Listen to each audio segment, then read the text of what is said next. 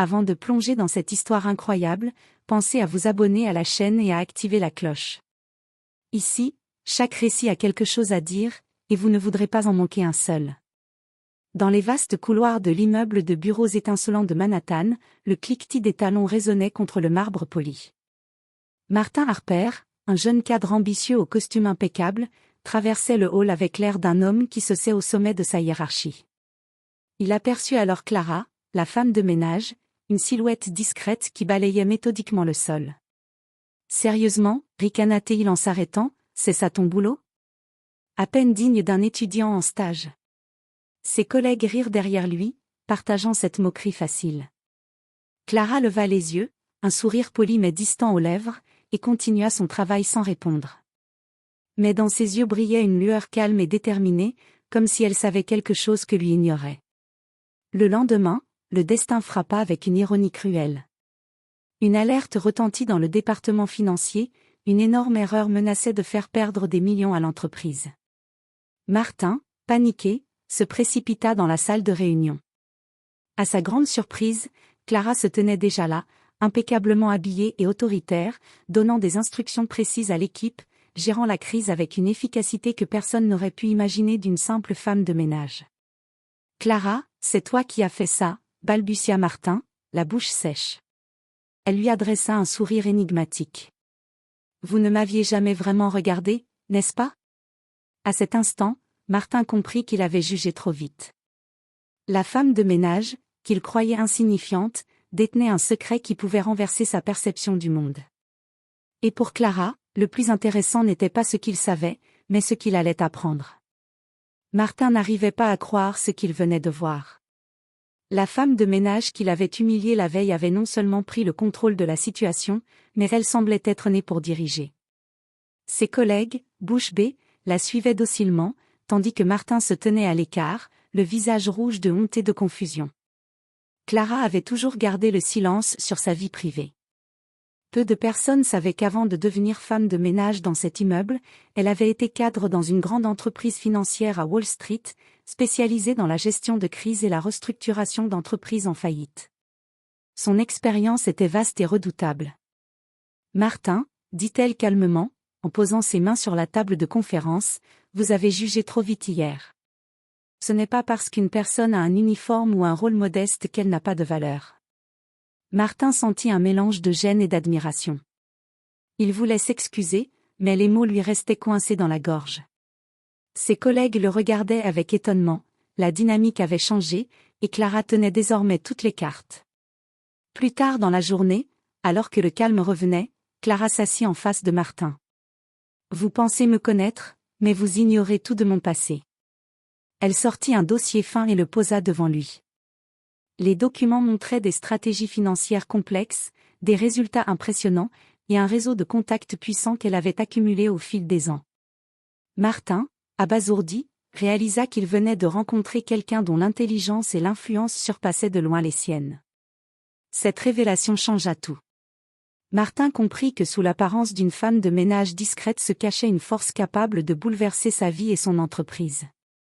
Et il savait déjà, au plus profond de lui, qu'il n'avait encore rien vu. Le lendemain matin, l'immeuble semblait différent. Les couloirs familiers avaient pris un air nouveau, plus tendu, plus électrique. Martin, toujours secoué par la révélation de Clara, marchait d'un pas hésitant vers l'ascenseur. Il savait que la femme de ménage qu'il avait méprisée la veille détenait désormais un pouvoir qu'il ne pouvait ignorer.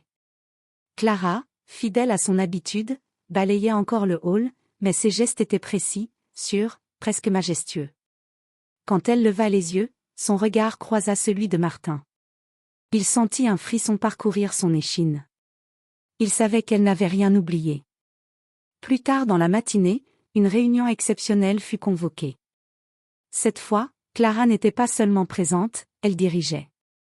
Martin, qui avait toujours été le stratège en chef des projets financiers de l'entreprise, se retrouva relégué au second plan. « Merci d'être tous présents », dit Clara avec assurance.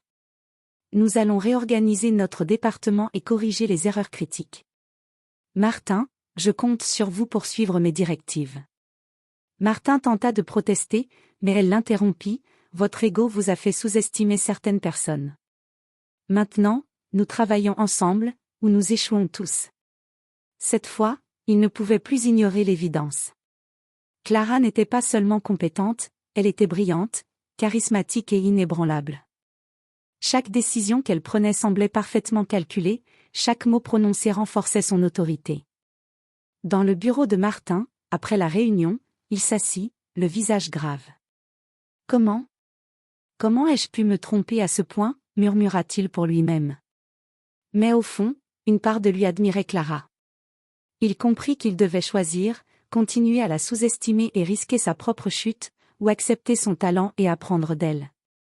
Le soir venu, alors que l'immeuble se vidait, Clara retourna à ses tâches habituelles, balayant calmement le hall. Mais Martin savait que le calme n'était qu'illusoire. Elle avait pris l'initiative, et désormais, tout était différent. Et dans l'ombre, il y avait encore tant à découvrir. Quelques jours après la crise financière, l'entreprise semblait retrouver son rythme habituel.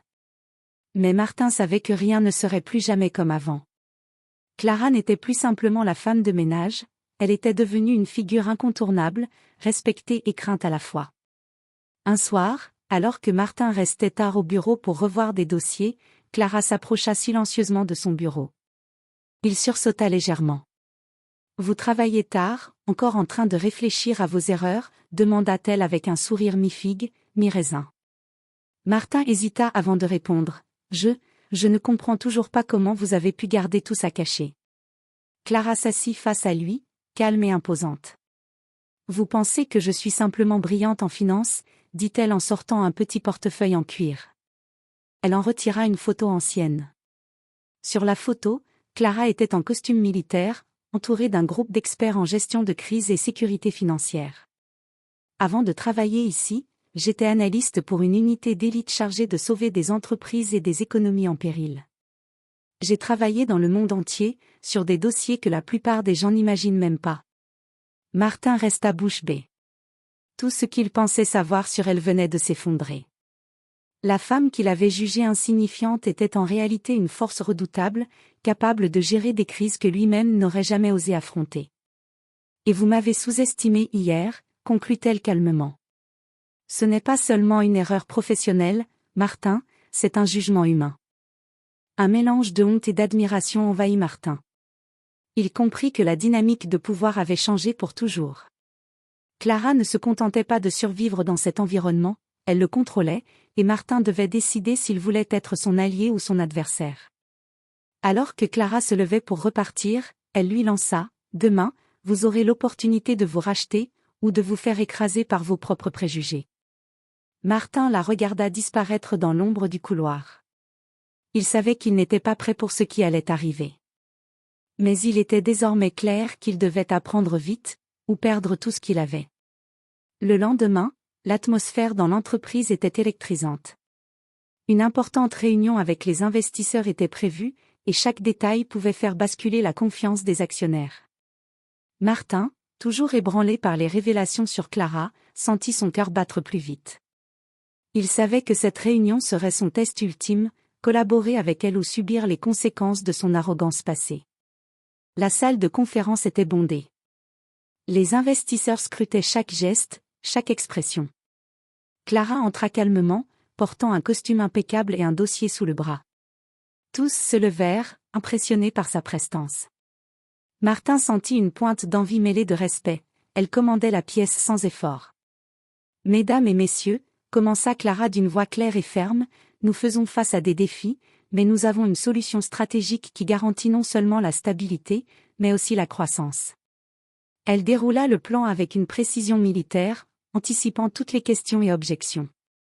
Martin, assis à côté d'elle, réalisait que chaque stratégie qu'elle proposait était solide et inattaquable. Il comprit enfin que son rôle n'était pas de rivaliser avec Clara, mais de la soutenir. À la fin de la réunion, les investisseurs étaient convaincus, impressionnés par la compétence et la détermination de Clara. Martin se leva et lui murmura « Je n'ai jamais été aussi heureux de me tromper. » Clara lui adressa un sourire énigmatique. Parfois, sous-estimer quelqu'un révèle plus sur soi que sur l'autre. Plus tard, dans le calme du bureau vide, Martin s'approcha de Clara. « Je veux apprendre de vous. Je veux comprendre comment vous faites pour être si intouchable. Clara hocha la tête, posant une main sur son épaule. Alors commencez par laisser tomber vos jugements. Tout le reste suivra. Et pour la première fois, Martin comprit que la véritable force ne résidait pas seulement dans le pouvoir ou la richesse, mais dans la capacité à surprendre, à persévérer et à garder ses secrets.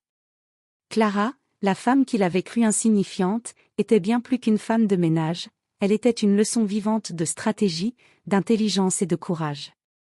Le monde avait changé pour Martin ce jour-là. Et il savait qu'il n'oublierait jamais la femme qui avait tourné sa vie, à jamais.